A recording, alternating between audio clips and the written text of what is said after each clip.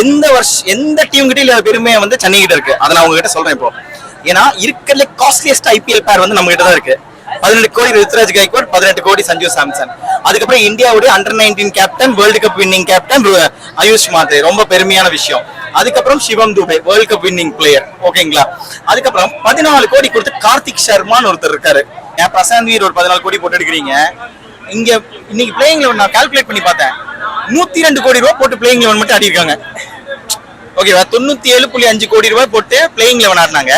Impact player ஒரு 5 கோடி ரூபாய், ராகுல் சகர் உள்ள வந்து ஒரு 102 கோடி ரூபாய்க்கு ஆடிருக்காங்க.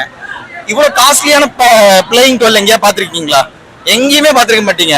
அதுக்கப்புறம் பிளேயரே எல்லாம் போயிருப்பாங்க. ஏன்னா பாபா பிரஜித்ங்கிற மாதிரி ஒரு பிளேயரை நம்ம பெஞ்சிலே உட்கார வச்சு தான் நம்ம வெளியே அனுப்பணும். ஹரிநிஷாந்தையும் உட்கார வச்சிருந்தோம். ஹரிநிஷாந்த் சரி, ஜெகதீஷ் சரி.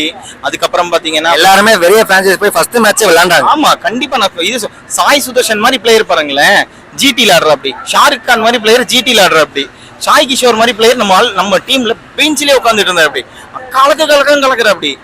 புரியுதுங்களா? ஒரு பொட்டன்ஷியல், ஒரு பிளேயருக்கு பொட்டன்ஷியல் இருக்க இல்ல. இங்க 14 கோடி போட்டு எடுத்தாதான் பொட்டன்ஷியல் வருமா என்ன? இல்ல 2 கோடி எடுத்தா பொட்டன்ஷியல் வராதா?